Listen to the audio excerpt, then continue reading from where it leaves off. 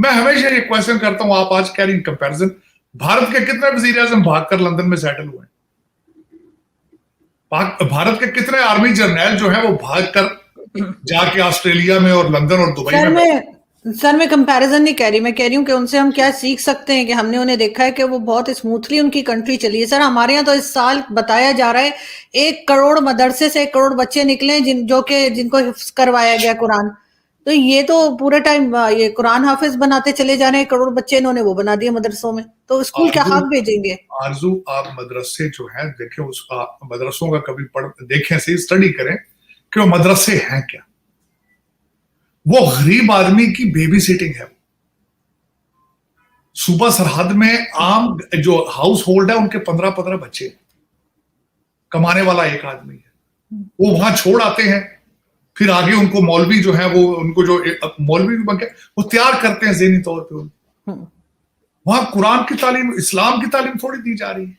वहां तो मेरा मकसद एक ऐसा एक ड्रामा क्रिएट कर रखा है उन्होंने, और वो बात, और फिर वो यूज करती हैं मुख्तलिफ एजेंसियां उनको, और फिर ये इंडस्ट्री है ये कोई आप कह रही हैं कि वहां पे तालीम की बात हो रही है। पूरे पाकिस्तान के अंदर एक भी इंग्लिश चैनल नहीं है, आप तालीम किसकी बात क्यों नहीं? सारा दिन आपके जो मिनिस्टर हैं, सारा दिन जो आप उर्दू में ट्वीट करते हैं, सारा दिन आपके लौंडे पाड़े जो है टिकटॉक उर्दू में कर रहे होते हैं, और अखलाकियात के जनाजे निकाल दिए। जो आखिरी आपकी जो ये मजहबी पार्टी थी, इसने तो तबाही फेर दी इसने। मैं हैरान हूं कि आज मैं बल्कि इस पर डिस्कस करना चाहूंगा। आज एक आपकी और वीडियो निकली इफ्तिखार दुरानी साहब की राबिया मलिक के साथ। ये तो मोरालिटी है आपकी। आप दूसरे लोगों के पीछे जाते हैं, अब तो दोनों लोग ही इनकी अपनी पार्टी के। दूसरा, आज राना सनाउल्लाह साहब ने कहा 5500 लोग अरेस्ट हो चुके हैं, लेकिन जो लोग घर के अंदर थे, जिन्होंने मिलिट्री की तनसीबात जो है उनको अंदर घुस के मारा है, तोड़ा है, उनके ऊपर आर्मी के केसेस होंगे। जो बाहर पुरअमन खड़े थे उनको कुछ नहीं कहा जाएगा। लेकिन एक इंटरेस्टिंग बात है, आज अब्दुल कादिर पटेल साहब ने खान साहब की ब्लड रिपोर्ट को भी पब्लिक किया है, और उन्होंने कहा है कि प्लस्तर 6 महीने चढ़ा के फिरते रहे, लेकिन टांग में फ्रैक्चर ही नहीं आया। हाँ, बड़ा इंकशाफ किया उन्होंने, ये तो मौजज़ा हो गया। सर मैं अक्सर इंडियन टीवी पे जाती हूँ और कभी मैंने नहीं देखा कि वहां उनके कोई मिनिस्टर जो है वो टॉक शो में बैठे हो। हमारे मिनिस्टर सुबह से रात तक टॉक शो करते रहते हैं, चाहे वो राना सनाउल्लाह हो, वो भी पूरा दिन टीवी पे रहते हैं, और बाकी लोग भी पता नहीं काम किस वक्त करते हैं ये लोग। हमारी एंटरटेनमेंट, आप यही तो मैं आपके किसी चैनल के ऊपर कोई बच्चों का प्रोग्राम चल रहा हो, कोई गीत संगीत चल रहा हो, कोई तालीम की बात हो रही हो, ये आपको किसने कहा है ये एंटरटेनमेंट है?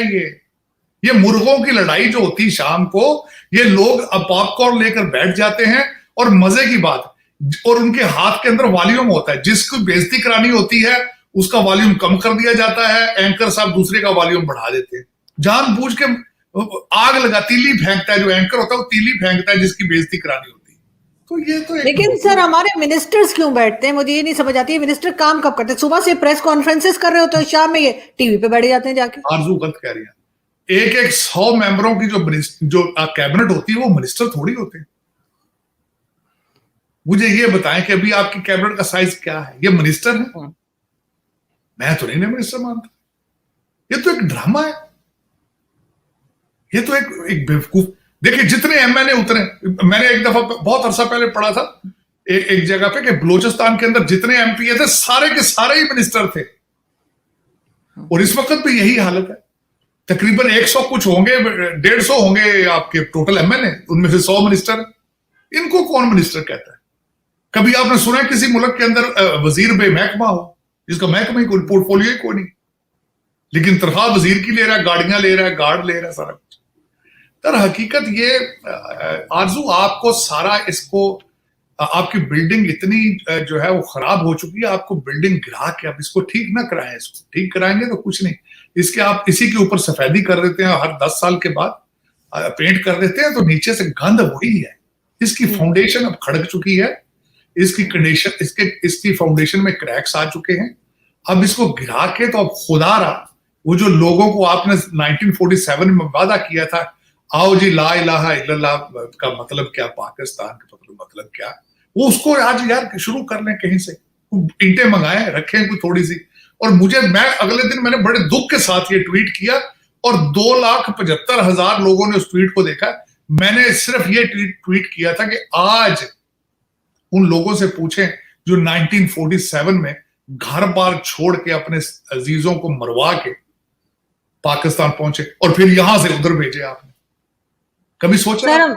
सर मेरे एक दोस्त हैं आरजू मुसलसल, मैं आरजू यहाँ पे माजरत के साथ मैं मुसलसल यहाँ लोगों से मिलता हूं जो पाकिस्तान से गए हैं, वो गले मिल के रोते हैं मुझसे, जिनमें हिंदू हैं, सिख हैं, और वो कहते हैं हमारे साथ क्या जुल्म हुआ। मैं बैठता हूं उनके साथ, माजरत करता हूं उनको, मैं कहता हूं मैं भी तुम्हारे साथ, मेरा भी दिल रोता है, लेकिन सोचें जरा, 1 मिनट के लिए आंखें बंद करें और उनके जूतों में पांव डालें और जो आज हो रहा है वो देखें आप कि ये इसके लिए ये धोखा दिया आपने उन लोगों को, इधर से उधर जाने वालों को, तो दोनों को धोखा दिया।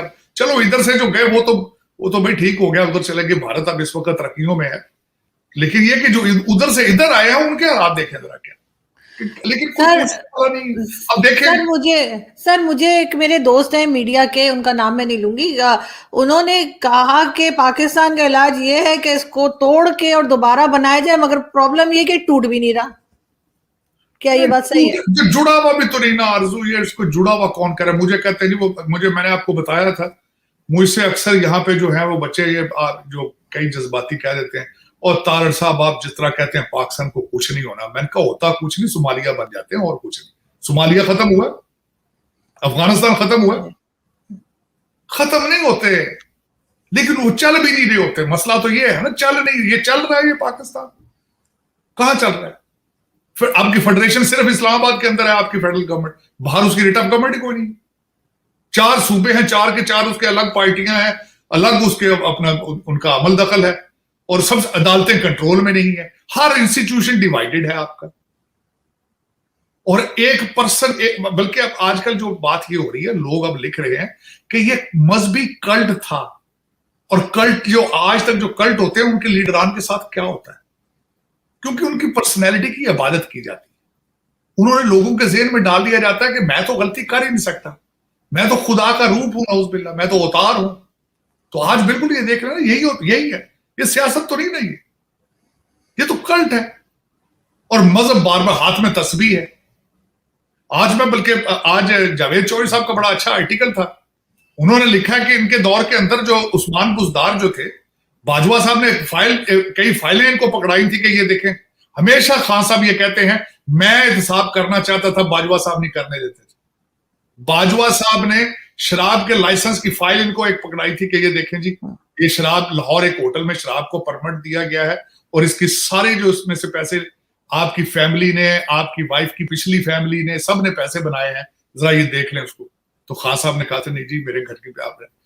खान साहब ने आज तक, आमिर क्यानी अगले दिन छोड़ गए पार्टी, उनके ऊपर एलिगेशन था 2 अरब रुपए का। बिल्कुल। खान साहब ने उनको सिर्फ मिनिस्ट्री से निकाला था, केस उन पे किया था, नैब ने पकड़ा उनको? कोई नहीं पकड़ा। वो बाद में जनरल सेक्रेटरी बना दिए गए पीटीआई।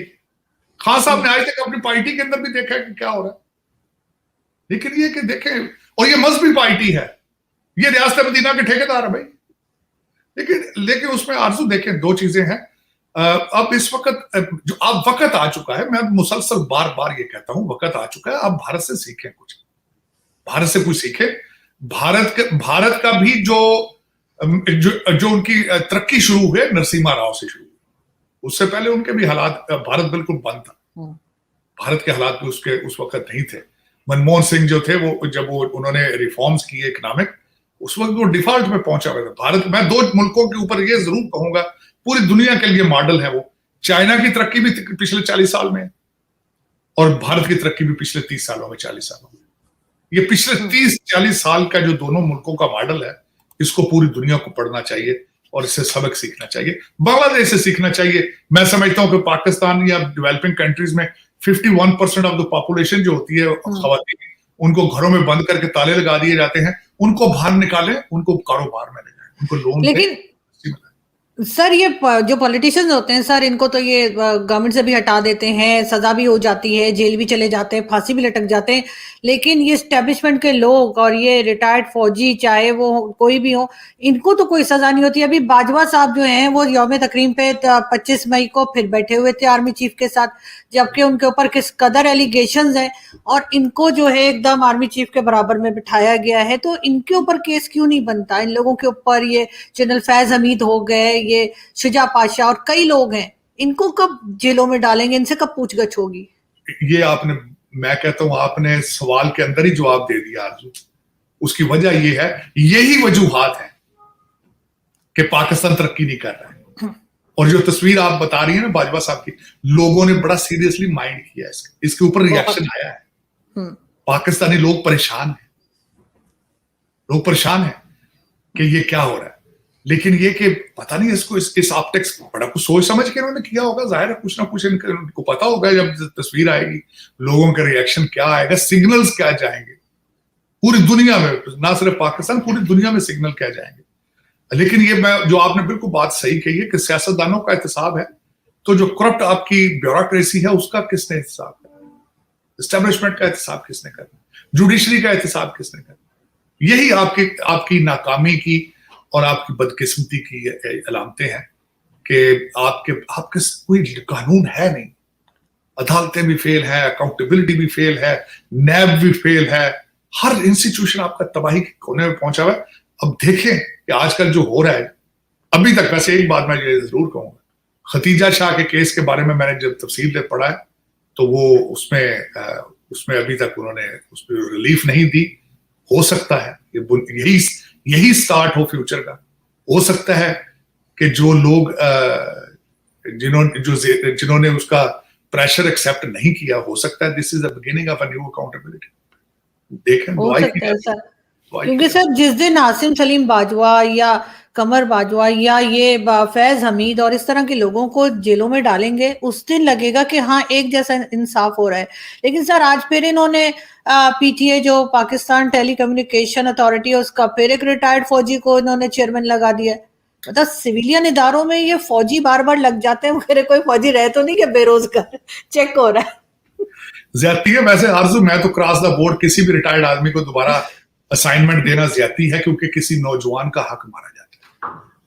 ज्यादती मैंने सिर्फ पाकिस्तान में देखा है, बाहर ये ट्रेंड नहीं है। When you are retired you gone. लेकिन ये कि बदकिस्मती के साथ है, ये बदकिस्मती है मैं समझता हूँ। और उसके बाद फिर ये कहते हैं हम न्यूट्रल हो जाएंगे, हो चुके हैं।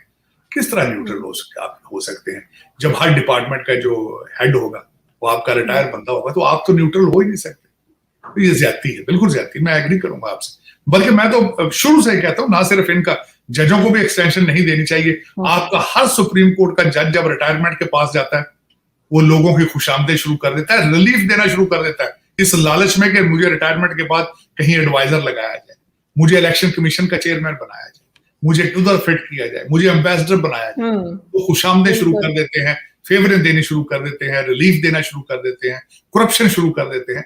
लेकिन ये कि बात वहीं आती है कि अकाउंटेबिलिटी नहीं। आपने पाकिस्तान नहीं बनाया, आपने एक लूट मार की स्टेट बनाई है और वो हो रहा है, 76 साल से हो रहा है।